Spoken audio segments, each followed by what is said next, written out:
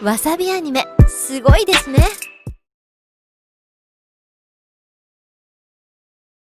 Oh my gosh, I believe we're live. Ladies and gentlemen, welcome to episode number 6. That's right. And thought we'd stop, after 3 or 4. Prior to the show, we were having discussion about the technology we use to do these shows. And as you can see, I now have a green screen. I've had one. I didn't have to adapt it till I recently appeared on another I podcast. prefer au naturel, Tom. But Ken has promised to get a green screen if we make it to 10 episodes. So it's kind of like, Kickstarter goals. Now we have that. But welcome to the right chair. Well, and that, what is that? A hoodie that you just threw there?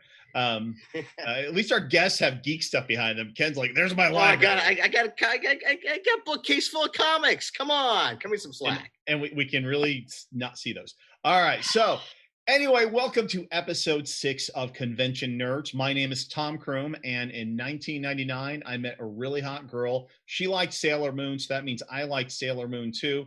And I started an anime club called Wasabi Anime, which is now basically a business that runs anime conventions and also designs entertainment for other anime conventions. And as you can guess, we have no anime conventions to go to right now, which means we're spending all of our time on Twitch talking to you.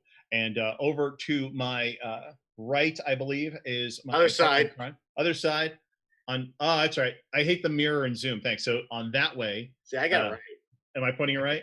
Yeah, you're pointing correct here. You were. Okay, that way.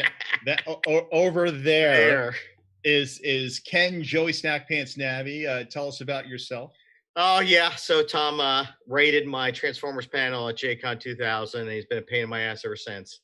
I was also best man at his wedding with that hot girl that he took to the convention. So yes, we've got that going. That is the punchline. Is the hot girl did become my wife, and we've been together for 20 years now. So yeah, your anniversary's coming up here soon, Tom.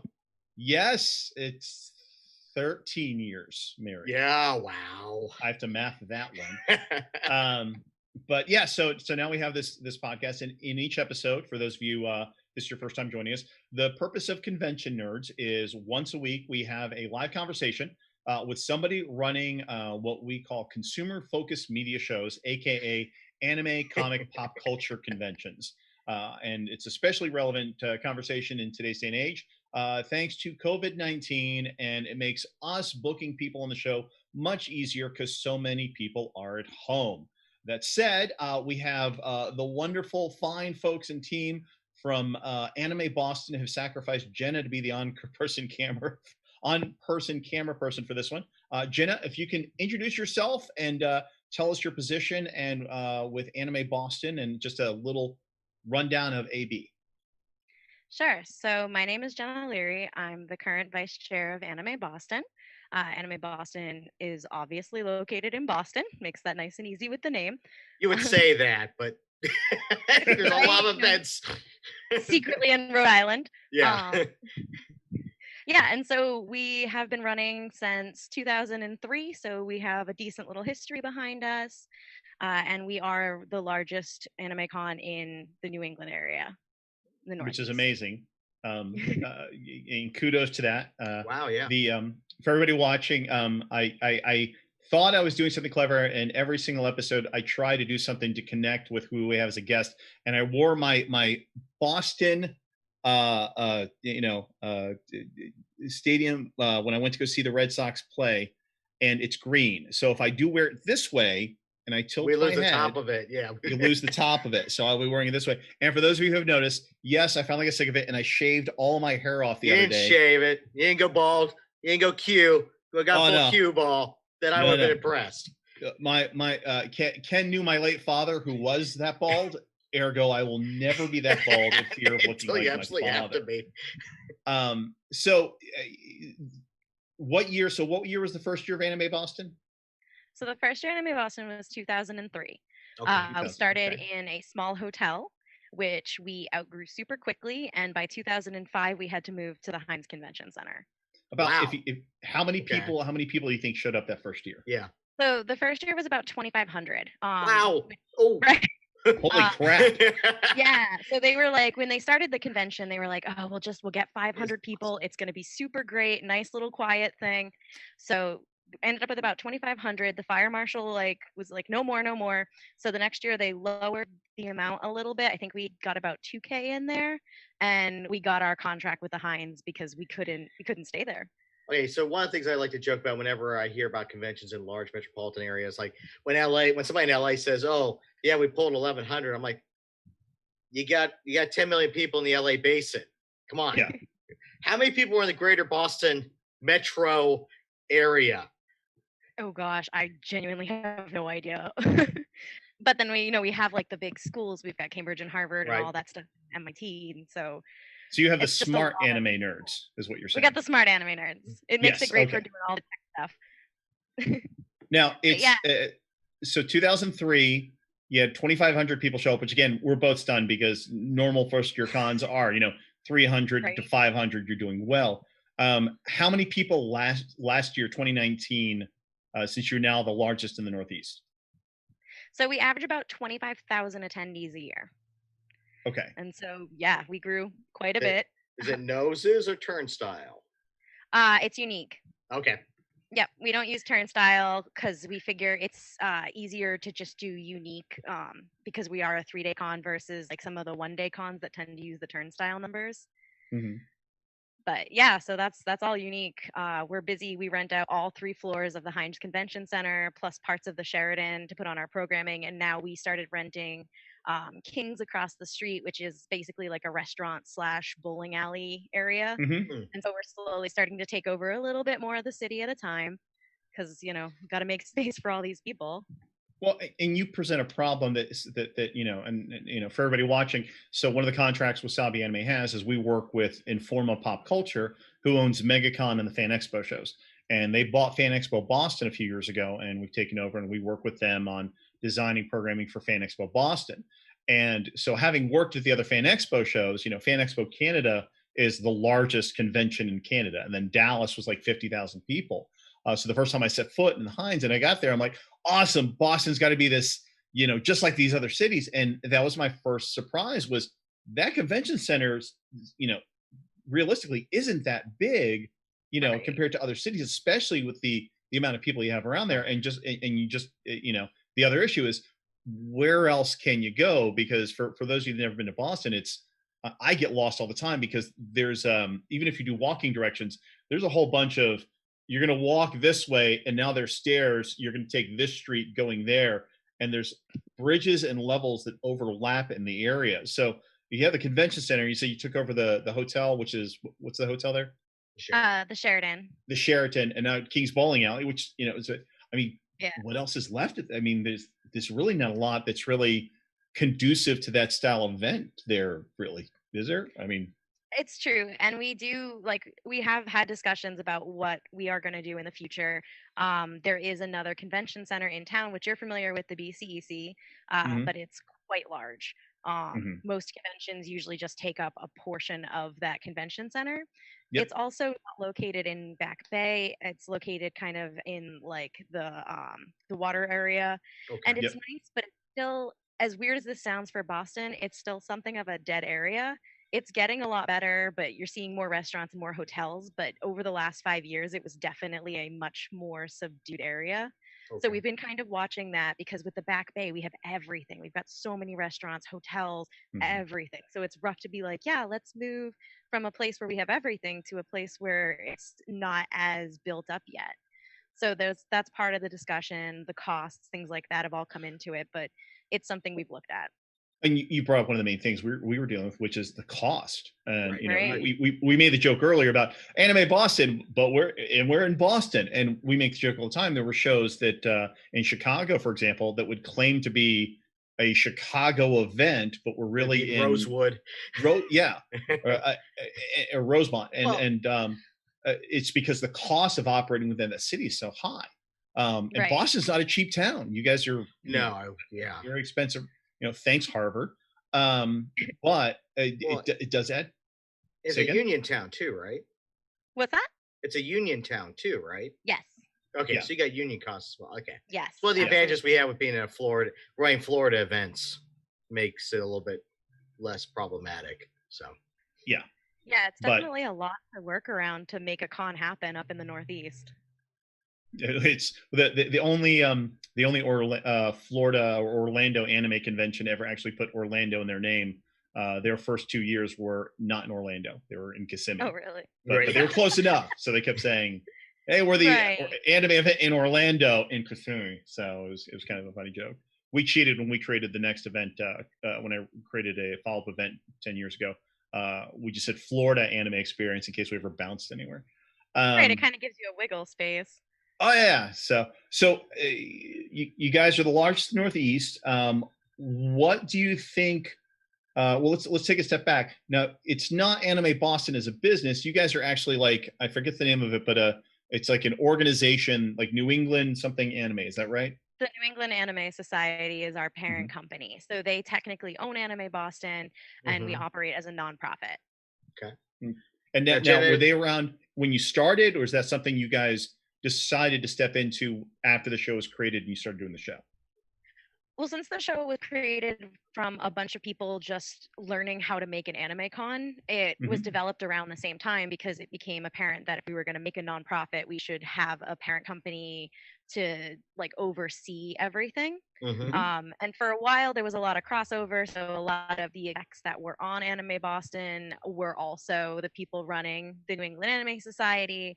And lately, more so, we've kind of made that so it's not the same people running both, but we still work Okay. together as a whole. But it also allows us to do other things. Like we had run a 21 plus convention almost 10 years ago. Yeah, I heard. Under their name. Yeah. Yeah, it lets So us do some fun stuff. so the society is the parent company for it.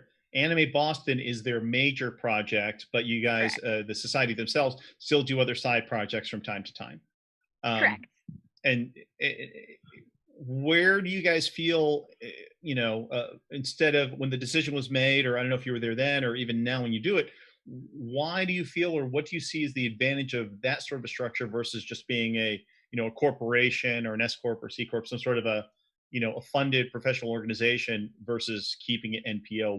What drives that decision? I think that being a nonprofit is great. I mean, not only for obvious tax reasons, uh, Mm-hmm. but it also kind of takes the focus off of squarely making money and puts it on the quality of events. So, like, we're not super worried if, like, that year our profits are down, as long as we can make enough to cover, but we can also put it back into the event. So Mm-hmm. it's not paying anybody. Because I think a lot of people don't realize that when you do a con like this nonprofit, no one gets paid. So every cent that goes into Anime Boston is going back into our convention. And so it's kind of nice because it allows us to do some really fun things that we may or may not be able to do depending on if we were solely for profit. Now, nobody at AB gets paid. It's all 100% volunteer, but does anybody in the parent company, is there like at least one Right. salaried manager that's overseeing everything? No, not a single person gets paid. Everybody is doing this all out of their own spare time. Wow. It's And kind of that's even, impressive. well, it's even more impressive in the fact that you guys have spiked to the size that you are and have maintained not only your reputation, but also the largest in New England is a hell of a thing to carry. And it's all done, 100% literally, to use the term, the labor of love. Um, Yeah. what so in Boston specifically versus other anime shows, what do you think sets Anime Boston apart versus any of the other anime cons in North America? What do you feel is the difference? Sure. So a lot of the anime cons that are kind of nearby us are a much smaller con. So we definitely have the size advantage, which is interesting because some people do enjoy that small anime con feel. Hmm. But with being a bigger anime con, we can bring in like better guests, we can bring in bigger events, better prizes, all sorts of stuff right across the board in that aspect. But it's also just we have a really nice community between not only our staff, because we have a staff of over 600 people. So Okay. not only our staff, but also the attendees that attend our event have a really active community. So when Anime Boston is not happening, is there like this community doing stuff throughout the year? Like what sort of other things do they do? Sure. So, like, obviously with COVID, we have a Discord where they're talking now, Oh yeah. and sort of planning stuff and what they would think. And cosplay is such a big thing, so everybody's still talking about like what costume they're gonna wear. Help me plan this. Help me plan that. What's gonna be popular next year? I want to make sure I have the best costume possible for next year. But in the meantime, we do other small events. We worked with the Museum of Science the last few years, and we had Anime Boston Day, which then became Anime Boston Days, because it became a multi-day event. And so we do this whole cool thing that incorporates science and anime.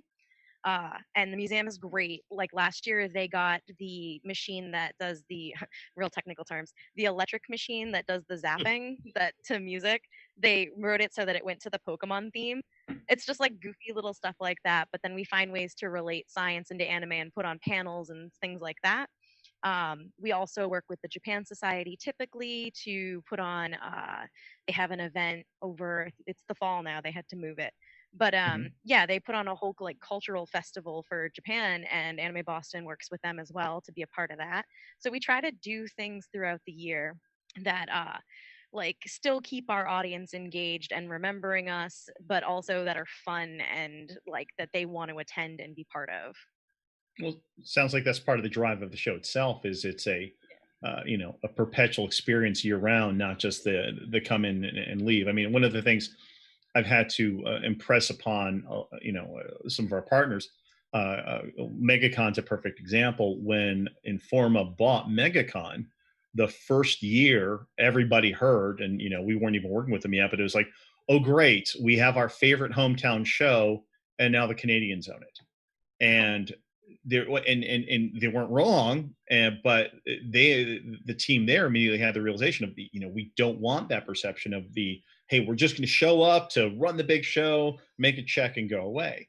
And so the mentality had to start shifting, and it took them some years to get there.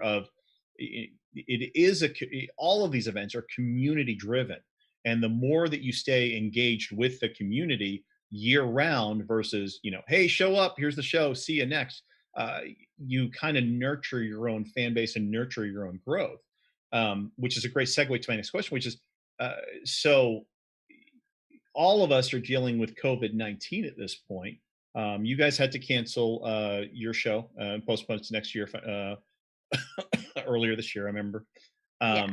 And today, what are your next dates for the IRL, allegedly the next real one? So, Anime Boston 2021 is to be held on April 2nd to the 4th. Okay. And we are still actively planning to hold our convention. Mm-hmm. Which it's should be, we're all hoping. But again, we just talked about MegaCon. Fan Expo just moved all of their shows to the second half of the year, but we're still going with MegaCon. And we have backup dates just in case. But and at this point, you guys are still planning to go forward. But in the interim, the past year, you haven't been able to really do a lot of these events. So how have you guys, with the absence of, hey, we can do these small local events, what have you guys been doing to connect with your local community? It's definitely been a lot harder this year than any previous year. We have mostly just been talking through Discord with our community and, running like little things for them to interact with, like contest type things, but it's not the same. It's so hard because usually we go to so many other cons and we have a table and people love to come up to us and they're like, "Oh, it's Anime Boston. We're so happy to see you." And we miss that. We miss that a Yeah. lot. So it's been Well, difficult, but we have an event actually coming up on Saturday that we're working with the Japan Society like of this Boston. Saturday. This absolute Saturday. So this is perfect Okay. timing. So yeah, it's an online event and it's totally free. You just have to register for it. And the Japan Society is going to go ahead and put on cooking classes and Japanese language classes. And from our side, we're going to do cosplay contests and a bunch of other cosplay games. But we also got the Japanese band Girlfriend, who's going to go ahead and do a question and answer session as well as a live concert. So it's pretty great and it's totally free and you should absolutely check it out. Now, when you say the Japanese band, like they're still based in Japan right now, or are they Yeah. local to North America? Wow. Okay. Interesting Yeah. time shift. Yeah. So you're waking some Yeah, it's probably some not- poor band up in the middle of the night to come to a queue. Those of us, and I know your team, because I've run into Victor, when we do work in Japan, it's the reminder of this is what time it is. And then we've all had the same conversation, which is we'd love to have somebody from Japan live stream. What time is that going to be for you? Because we want to do it at 2 p.m. in the middle of the afternoon our time. That said, when are they scheduled to do their Q&A? I believe their Q&A is about 6:30, so it's not the worst, but it's not the best Well, in terms of. that's get up early and go to Starbucks time, so that's not horrible. No, we've done some reverse events where we've had like a showing of an anime, and then we've had like the creators stream in and talk before the showing of the anime. And so that meant that we've had to play it at about 2 a.m. So we had it like a breakfast event where we were like, get breakfast, get down here 2 a.m. You're gonna see the first screening of this show. And it was a success. So I liked doing that kind of stuff. But yeah, playing with time zones, that's rough business. What has been so you guys have had a myriad of guests. What would you say has been your favorite guest that Anime Boston has ever gotten to present? My personal favorite guest, Yoko Shimomura, hands down, was a dream guest, and we've actually had the honor of hosting her twice. Oh, Okay. Yeah, the first year she put on an extremely like intimate piano concert, and to this day is one of the best things I've ever seen. She did a dueling pianos of the Kingdom Hearts theme with another pianist, and it was just gorgeous. The most recent time she was here, we did more of a tribute concert to her. So she was there and she came up and spoke about each of the songs, and then we had an orchestra perform her songs, Oh my gosh. and it was both times beautiful. One of the best events we've done. So you guys do music a lot as a key component to Anime Boston, you'd say? Yeah, we do a lot of really cool stuff. We've had some amazing music guests. We had Puffy Amiyumi a few years ago. We had Lisa Calafina. Oh boy, I'm trying to think off the top of my head. We had Flo. So we tend to pull in some pretty awesome music guests that put on amazing concerts. wow. Okay. For if your favorite non-musical guest, who would you say? My favorite non-musical guest. We had Toro Furia a couple years ago, who's the Japanese voice of Tuxedo Mask. Oh, And he was that's pretty really awesome. cool to have around. Yeah, and he was amazing and just an overall good time guest that I enjoyed having and that our fans were wicked excited to see. Because when you can pull like a very famous Japanese voice actor, depending when they're from, like obviously he ranks with the older fans, and it's hard to cater to the older fans anymore because you always want to go a little younger. So it's nice when we get something for everybody else over here. Oh, and that's a discussion we're having all the time is, we get requests, and you guys do the same thing too, which is, oh, can you bring A, B, C, and D? And they can be epic in Japan, and they can be legendary level, but if you're not hitting the target demo of teen to college, which is the primary, Right. following the anime right now, you have only a finite people that connect with the older guests. But when they come, for those of us that care, it's suddenly like, the greatest thing in the world. I mean, you could literally at this point probably bring Miyazaki to a con, and most of the kids attending will have no clue who the old man is. But Right. Yeah. in reality, but we had a convention in Florida bring Monkey Punch once, and he was literally sitting at his table, and then a couple of the English VAs were near it, and their lines were much longer than his because nobody knew. It's hard. It breaks your heart because you are like, this person I respect so much, but no one knows who they are except like me. That was always the issues regarding budgets and who you can bring and what's gonna be bang for your buck.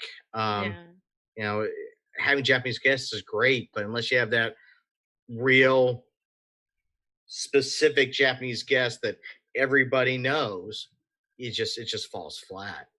Or some way to connect them to something that is mainstream in America. When we look at things, just like you said, like, oh, they could not, somebody could be watching right now and I have no clue who you're talking about as far as the pianist, but they played Kingdom Hearts. Well, I know what Kingdom Hearts is. So suddenly, a Tuxedo Mask. I don't know the actor, but oh my God, I love Sailor Moon, and that's part of the connection to it versus, in North America, kind of the mainstreamification of English VAs being, the guests for conventions.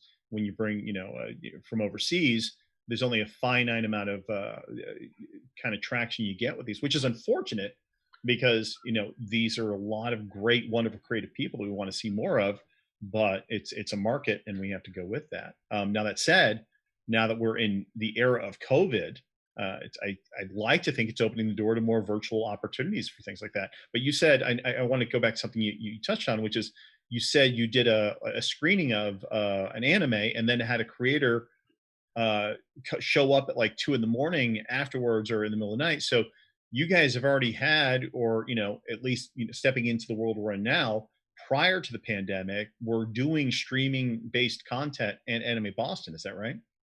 Yeah, it wasn't like haven't done a lot. We dabbled in it, I think is the nicest way to say it. But it was something Okay. that we had wanted to make happen, and that was going to be the best possible way to do it.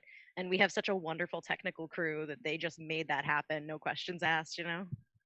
And again, even if it's just dabbling, pre-COVID, it was, I can talk about a handful of cons that I know were, jumping into that pool ahead of time, which now I think, opinion wise coming out of this is going to be partial norm for how we're going to have to run cons. We're doing contracts for 2021 with shows that we do for Wasabi Anime. And one of them explicitly is written that we're providing X number of hours of content. And for the retainer we're paid to design all of this, 50% of it has to be designed that should they have to cancel or shift for COVID, it has to be presentable in an online format. I just throw it onto Twitch. So, we're designing stuff where it's, hey, talking to this guest virtually, but we're here in person in order to not have to fly them out, but at least have them readily available. And if we flip to it, now we're all virtual and, we're in a Zoom call or, Discord or something. What in New England's been affected. We've all been affected different ways. How do you see? And again, we all know we're all talking speculatory pieces at this point. Nobody's holding anything anyway. How do you see COVID affecting how Anime Boston operates in the future? So for now, we're definitely in a spot because we have to wait until phase 4 for Massachusetts, which Mhm. is the development or distribution of a vaccine.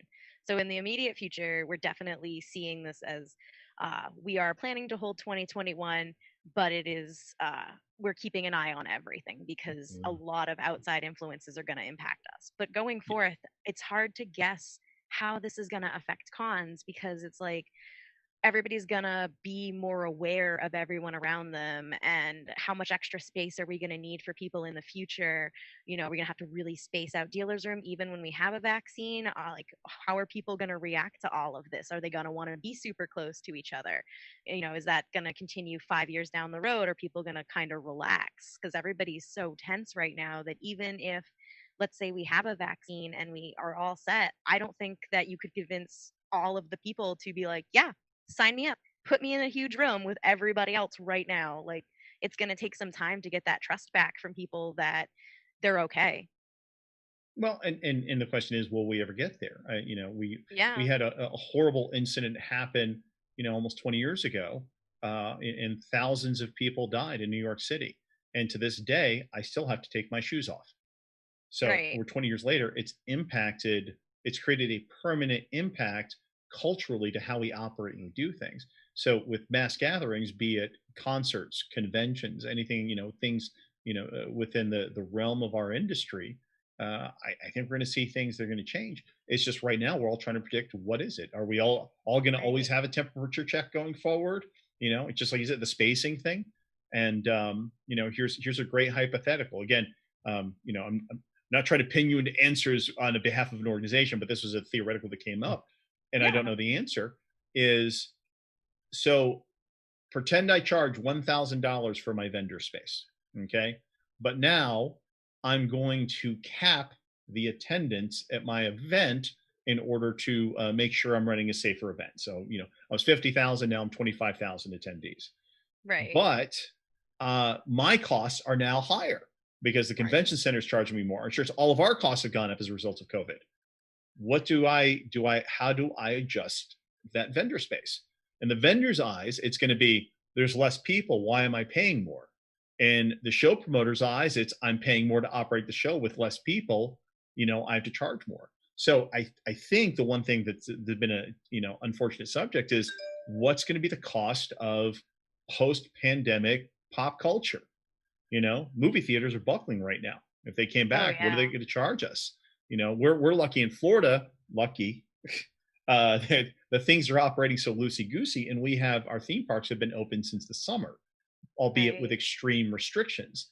And, I was explaining to my wife, she loves her annual pass, but I already told her, I said, enjoy it while you can. When we come back, I think an annual pass now is anywhere from like $600 to $1,000 for a theme park.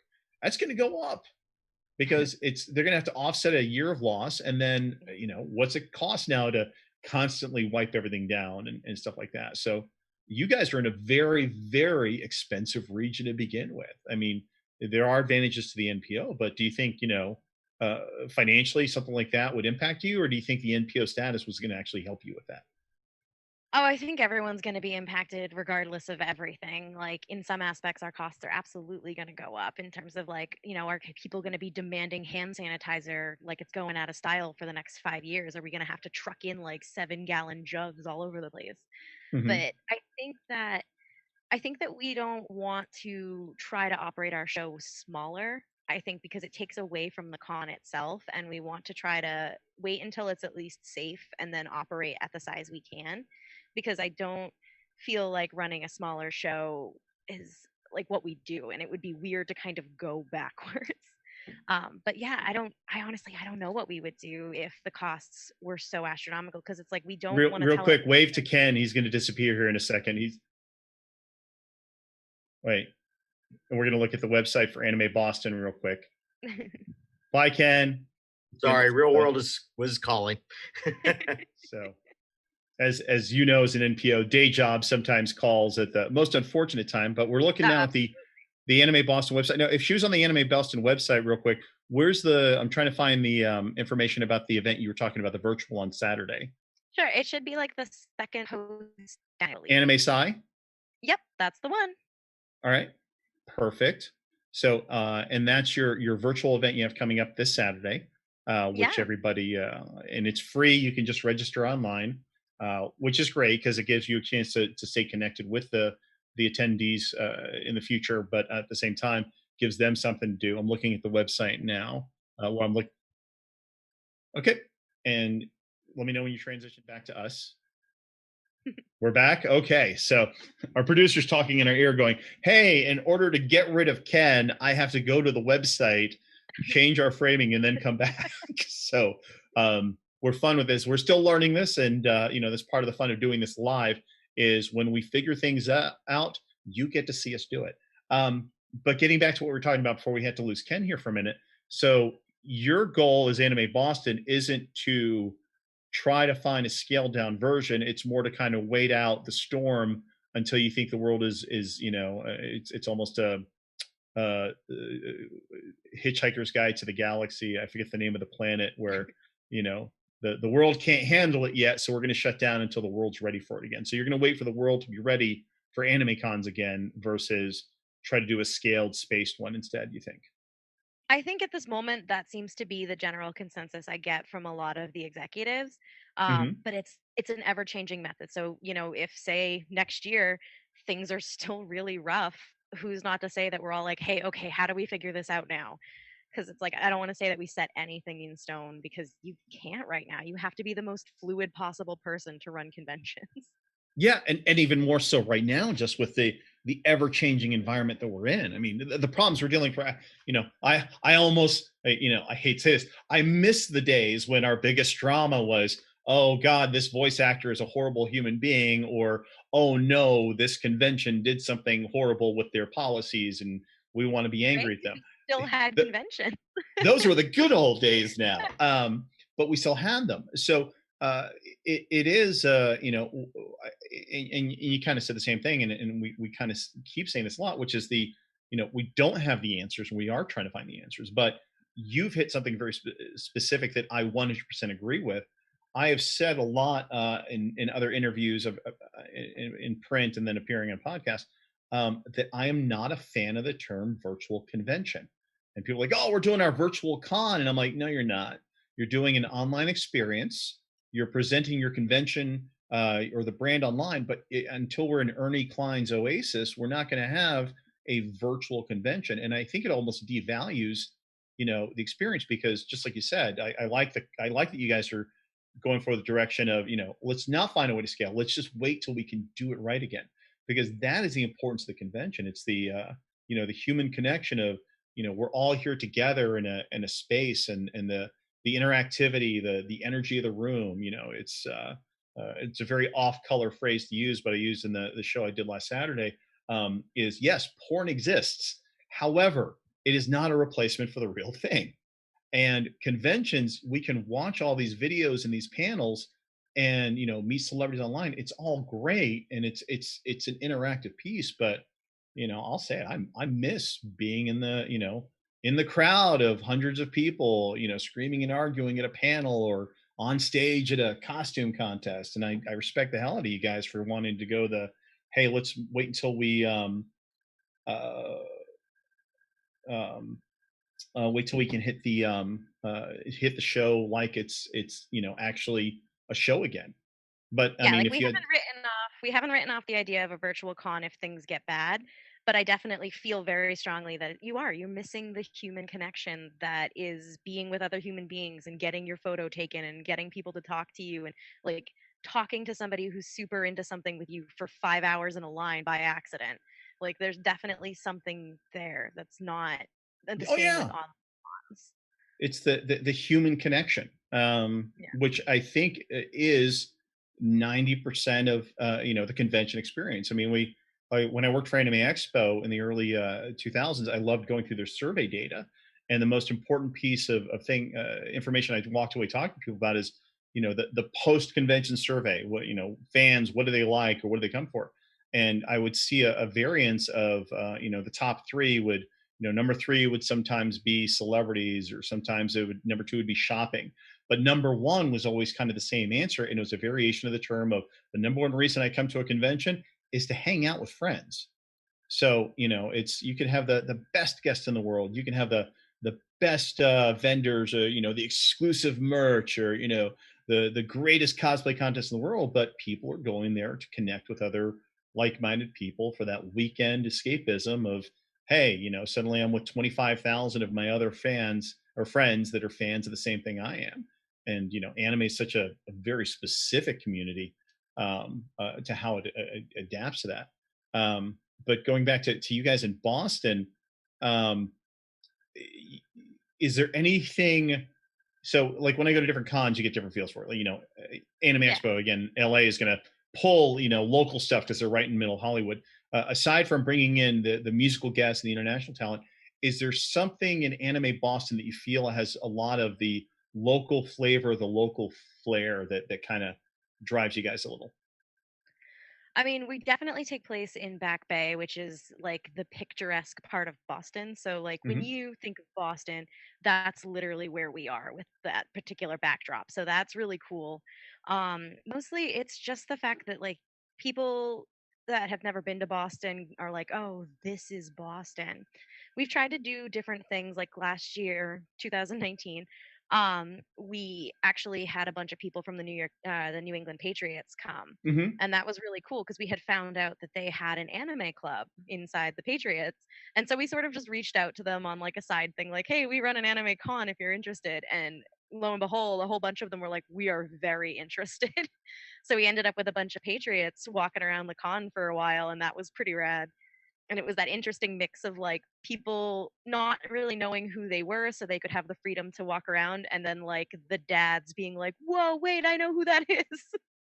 Oh, and I remember reading this story because I cited that somebody actually yesterday, believe it or not, somebody reached out about a football player wanting to appear at a show, who is Hmm. a huge anime fan.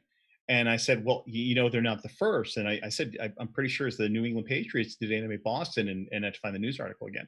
But I love the localized flair for that. And I mean, did they? I remember that the news specifically covered that one piece, because now it's a crossover piece. Because as trying to do mainstream media with, even with local media, of, hey, we're doing the anime show. It's hard to translate to the masses at some point. But football and Asian pop culture. And how many? I mean, did they come for the whole weekend, the day, or what did they do? What did the football players do at the anime con? So we had them very specifically for the day, but we offered them the whole weekend. So I'm not sure who came back or what's up or free on that. But I mean, we took them on a nice little tour. we took them up to the green room, which was one of my favorite parts because you forget that these people are like young guys who are just super into anime. And so we took them up to the guest room and we had the English voice actor for, I want to say it was Sasuke from Naruto. And Mhm. like they were all just losing it. Like this was the biggest celebrity they had ever met. And it was heartwarming and really adorable because you're like, no, you guys are like big celebrities, but they were just so excited about this. So that was really cute. But then we just kind of toured them around and they were so like a lot of them had no idea that something like an anime con even existed. So they were really impressed with the fact that they could go and like one of them went to the artist alley and just put down a couple $100 on an artist alley table because they loved every picture they had of like I think it was Dragon Ball. But it was just really cool to see that like they were true fans. This wasn't just like a publicity stunt that the Yeah. Patriots had put them up to. Like this was for them super real. And so it was really endearing to feel that from something like football, which a lot of, people who are anime fans are not always like, "Oh, football." Well, and we find, and I think it's been exciting to see, especially over the past 5 years, and that, and your story is evident of it, that we're seeing a lot more of mainstream other elements connecting with it. One of my stupid expensive purchases last year was Michael B. Jordan and Coach did a whole line of Naruto merchandise. And Oh, so I cool. got those shoes for a couple $100, and they have the like $1,000. I'm like, I'm not going that crazy with Coach, but I'll get my nice shoes. So you see like actors like Michael B. Jordan, Megan the Stallion, with her, did a cover of a magazine last year, and she's wearing her blue outfit with her white streak of hair, and then her blue streak of or her red streak of hair, and a lot of people just saw and going, "Oh, that's interesting fashion choice," and all of us nerds are going, "I'm pretty sure that's a little bit of My Hero Academia happening there." And then said, after it happens, Twitter takes to it immediately, and Mhm. they recognize, and then she confirmed it. And she goes, "Oh, I'm a huge anime nerd." And then who's the other one that I talked to? T Pain showed up at Dragon Con. Nice. His daughter is huge into anime and video games, so he put together this amazing cosplay for the two of them, and showed up as Tekken characters. Walked around the whole time, nobody knew it was them. He Oh, just That's an amazing costume. Took pictures, and then when he left, posted on social media, he just had a great time. So I love the fact that we have football players, hip hop stars, yeah. movie stars that are out and proud of, hey, we're anime fans. And, as a legacy show, you guys have been around for a while now, seeing kind of the respect of that industry come to you guys is really, really, I don't want to say heartwarming, sounds cheesy, but it might be the best No, but it word. totally was. Yeah. Um, uh, Now, cosplay events, like besides the cosplay contest, what sort of cosplay events do you have? So we do like our other big one is cosplay chess. That one I know is super popular. It's on Sunday morning and you have to be like pre-selected and there's a whole script to it and it's just a really well attended event that people look forward to. We also have like a bunch of cosplay dating games and stuff like that. So like, people go in character and they try to you remember the dating game. Yeah. They try to, get the attention of the person and it's fun because they all work really hard to stay in character and it just presents it to be like a good time, and it's usually later on at night, so it gives people something to do. Oh, I remember the mid 2000s, like cosplay chess and those stage shows were becoming a big thing. I didn't realize you guys still actually We did still that do it, and every it's single. still so Wow, popular. It's like a big event, that's awesome. I right? mean, I love like because here's my only like evil story I have about Anime Boston, and in the mid 2000s in Florida, we created a show, because that's what everybody's doing, anime chess and stuff like that. And we're like, we're gonna Yeah, do of something course. different, where we took Broadway musicals and put them, to cosplay. So we would do stage productions, dance numbers, all this stuff, but it would be like South Park, the movie, take songs from that and put it to Evangelion, and One Jump from Aladdin, but Lupin. Um, Okay. and we did this great show, and then Anime Boston, the team up there, decided they were going to do it and use the name the Animusical. We're like, guys, don't do that. And it became kind of a tent's like, we love that you love the idea, but can you not use the name? Well, do you own the name? I'm like, we bought animemusical.com when we made up the word, and it eventually, died down. But it's one of those things of, and I love the fact that you guys still have chess, because that's one of my big things now is we all are going to have our costume contest masquerade. We're all going to have our or Yeah. whatever. But I think what supports a lot of creativity in the community is what are the niche events, the dating game events, the just like you said, you guys are doing the chess match, which now I need to like go on YouTube and look for, because again, I remember those and they were awesome if they're done well. And just like you said, it's scripted. You've got to do a whole stage production. I Yeah. think I know of only one other convention that's besides you guys, now that you brought it up, that actually still do a cosplay chess. Do you guys still have AMVs there or no? Oh, absolutely. It's Okay. still a pretty big event. We get way too many submissions. I'm part of the committee where we start to choose down the AMVs that are going to be in the contest. And not 2019. So for the 2000 and what would have been the 2020 show, that was like Yeah. a 14-hour event to pare down all the AMVs because it's like the submissions are a lot.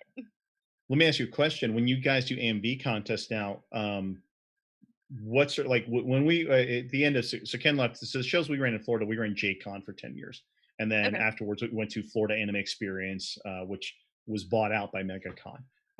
But of course we like all of the, because we're old, we like all the old legacy events. We had fun with it.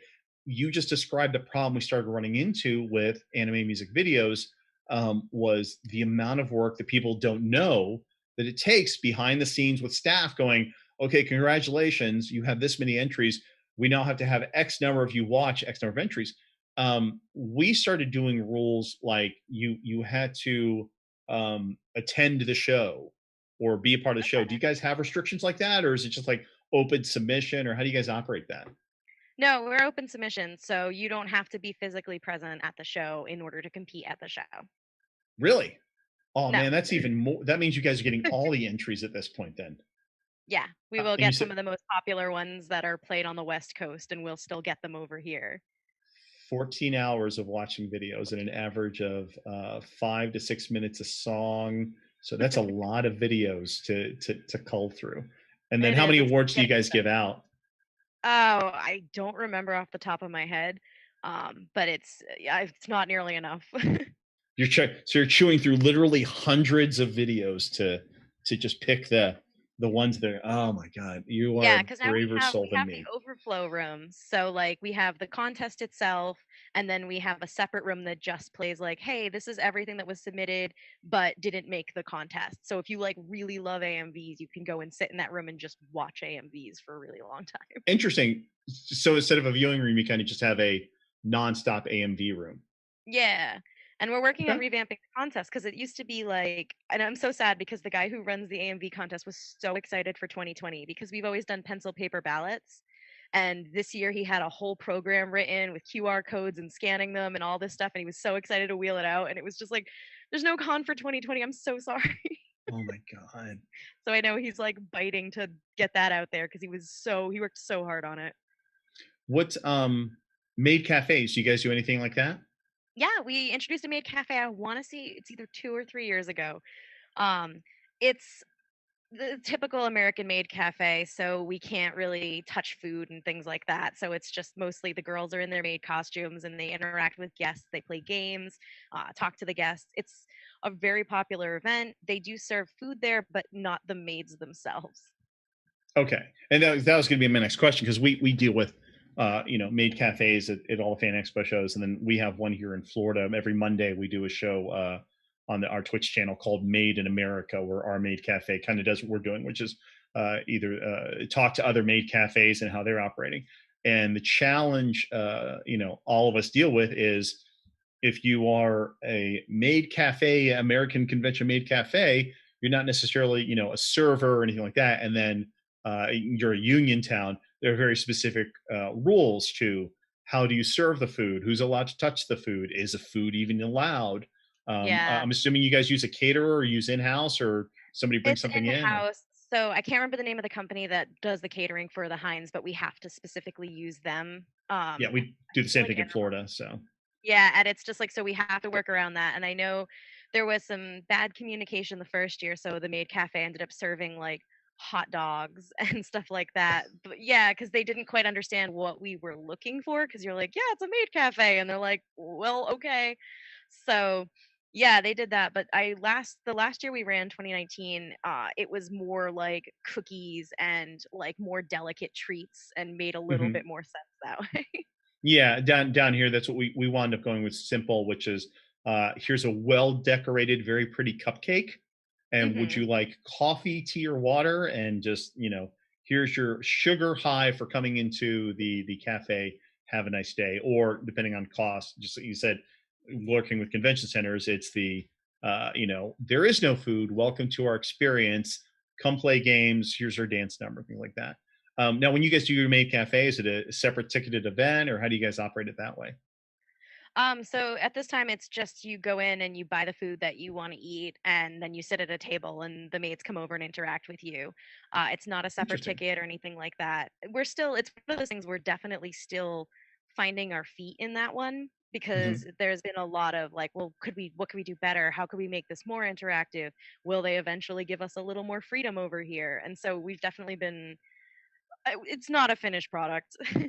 Oh, it's and that's kind of the beauty of running shows. I don't think very few of us ever get to what we feel is the finished product. I mean, you just described that you've been running AMVs forever, and your guy just came up with a great new way to do it. And that's part of the fun of running these shows is what is the next creative way. But everything you've described that we've talked about for the past 45 minutes really just sounds like Anime Boston is the here's every cool anime event that we're used to, the tropes, if you will, at an anime con, but it sounds like you guys just do them all really damn well, which probably is why you guys have become so successful. Yeah, Um, and we try to bring new stuff in all the time. I know a couple years ago we introduced our Gundam building room, which was really cool. It's kind of like a quiet room to just build Gundams with other people that want to build Gundams. And Gunpla we came back with like in the past couple of years, like out of yeah, nowhere again.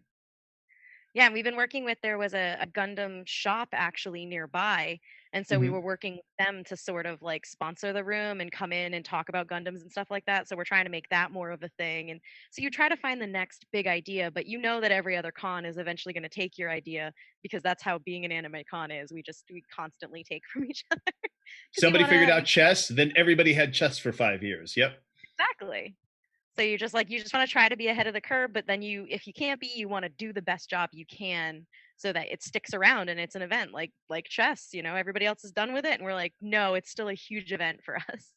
Well, and that's the thing, one of the advantages, and you guys, and I've seen your team before, and we all show up at random places across the world, but we get to see what other shows are doing. And I've seen, and that's what's amazing is all the stuff you talked about is all these things are still popular with you guys. Whereas at other places, like, I can name 5 shows that say AMVs are still a thing, but the 5 shows that AMVs are still a thing, it's a major thing. Like, Mhm. AWA will never let go of that because it's, they have a whole room that was the video art track, but it's not like it ever died versus some other cons like, well, we don't need that anymore.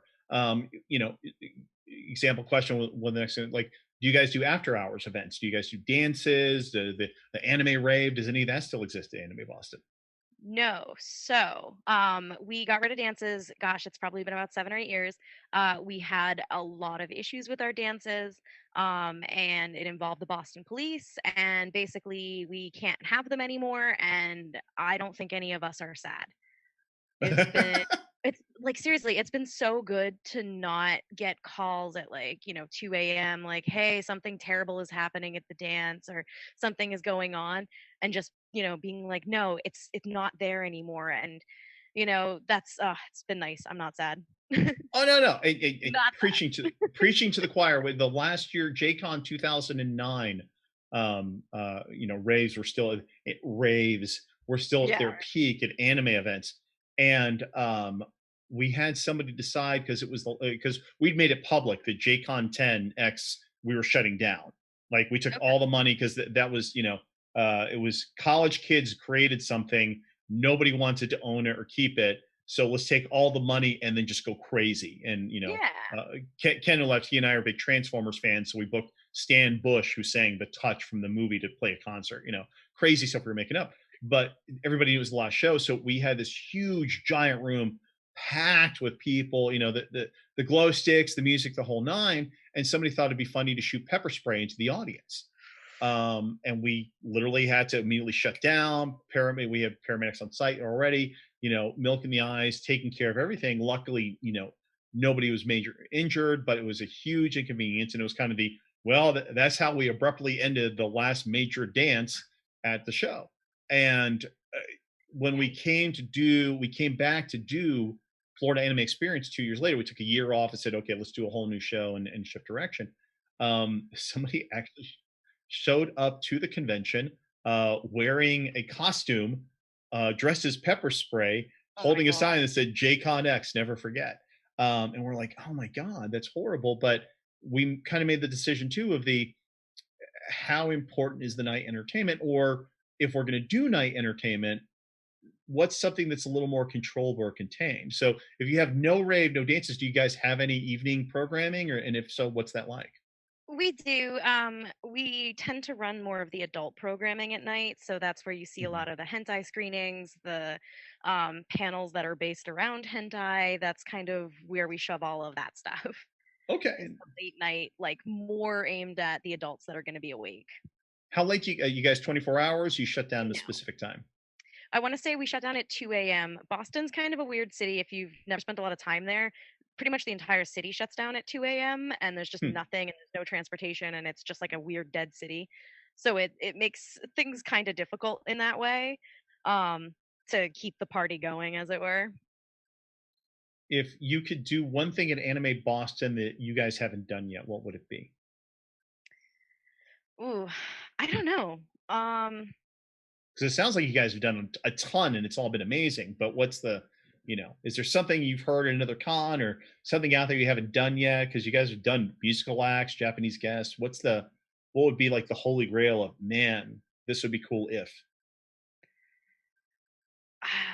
Wow, I can't really think of anything, because it's like everything that we tend to think up, we like find a way to make it happen. So it's hard to be like, oh, I hope that we have this next, because it's like I can't think of anything that we haven't done that I've been trying to get from another con at this point. Awesome. I wish that we could do like a summer Matsuri, but I guess that's the closest I could get. Well, and because you guys are in the spring, so we'll be almost on top of. Wow, but again, that just speaks volumes to the show itself, that you guys have done all these amazing things for this many years and are sticking to it. Sounds like you guys have found that perfect balance of here's the classic things people are coming back for, but let's make sure we're doing some stuff to keep the kids happy when they come to get off my damn lawn and play with the anime stuff. It's true, and we do a lot of good. We raise money for the National MS Society every year. We raise about $20K. So, oh my God. Yeah, that's amazing. I was the charity coordinator for almost 10 years, so I worked really hard to build that up. And yeah, we've been giving a lot back. The National MS Society comes on premise during the auction, and we spend all weekend raising money as well. So it's like, that's been really cool. So we give back, and then on top of that, we're just doing so much amazing stuff. So you do your charity is done through a charity auction? So we do a weekend charity basket raffle, okay. But we do a big live auction on Sunday. And then what we started doing a couple years ago is what we call the line pass. So we basically raffle off online prior to con this line cut badge, and there's only one, and the person that wins it is allowed to cut any line at the con, no questions asked, as long as they have the badge. And so we raise that money idea as well. Right? It's really cool. And we always make the badge like match the theme in some way. So when we had retro as our theme, I got an old an old NES cartridge, and I hollowed it out, and then I designed the badge around this goofy NES cartridge. So it's like we try to make it fun and match the theme. There's the famous Steve Jobs misquote of Picasso of "Good artists create, great artists steal." We do at Wasabi Con, or the Jacksonville show we own. We do Give Kids the World. We do a charity auction every Sunday. And I love that idea, and that might be something worth stealing. The pre-show, cool raise money, you get the one badge that skips every single thing. But yeah, I was corrected. Yeah, Make-A-Wish Foundation. We used to do Give Kids the World, and then we did Make-A-Wish Foundation, and we go back between the two of them because there's one charity nobody ever argues with us with. It's dying children. So yeah, right. But and you said you raised $20,000 last year? Yeah, we raised around 20,000 each year. So sometimes a Oh little my bit more, God. sometimes a little bit less. But yeah, we even got through this, I met Brian Konietzko, who does Avatar, The Last Airbender, and we started chatting a whole bunch. And he started every year just sending a bunch of like drawn pictures and autographed stuff every year because he's like, this means so much to me, and I love that you guys do this. So like now we have him on board, and just we always work with our guests to make sure they bring unique products. So we end up with like autographed, what do you call those? The boards, different things like that. When we had Lisa as a guest, she autographed a part of her set and we auctioned that off. So Oh it's my like we God. always end up with really cool stuff and work hard. That is amazing. All right. Well, we're going to wrap up here, but one more time. Anime Boston, tentatively coming back spring of next year. More importantly, if you're watching and looking for something to do this Saturday, they're doing Anime Sci, which is going to be a live streamed event Saturday. You have to register online to get the information for it. But it's free. And it's free, which is the best price right now during a pandemic. Any final words you want to say about Anime Boston? Yeah, come check out Anime Boston, and in general, Black Lives Matter, and get out and vote this year. Absolutely. Jenna, thank you so much for your time. And we're out of here in 3, 2, 1. Good night.